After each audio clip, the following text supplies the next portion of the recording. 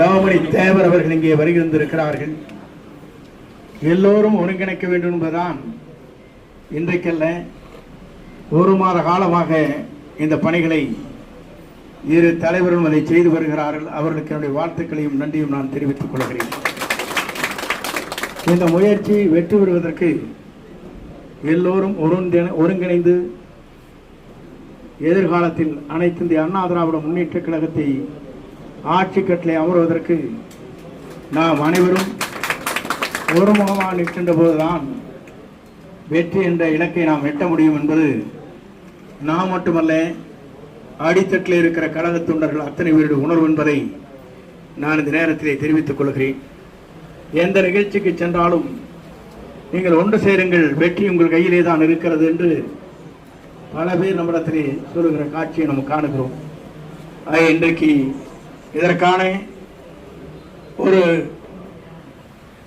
நிலையை உருவாக்குவதற்கு பிள்ளையார் சொல்லி போடப்பட்டிருக்கிறது. இது வெற்றி பெறும், வெற்றி வாகை சூடும்.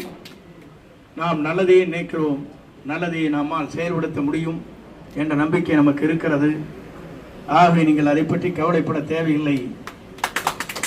இந்த மாதம் இறுதிக்குள் அதற்கான இணைகின்ற அந்த பணி எல்லோராலும் சேர்ந்து முழுமையாக நடைபெறும் என்ற நம்பிக்கை எனக்கு இருக்கிறது. அதை நாம் முழுமையாக இருந்து அத்தனை பேரும் செயல்படுத்துவோம். வருகின்றிருக்கிற நண்பர்கள், நாம் வாழ்க என்ற கோஷத்தை மட்டும் போடுங்கள். ஆகவே வேறு கோஷத்தை இட்டு விடாதீர்கள். ஏனென்று சொன்னால் பத்திரிகை திருத்தி போடுவதற்கு தயாராக இருக்கிறது. நம்முடைய எண்ணம் கழகம் வெற்றி பெற வேண்டும்.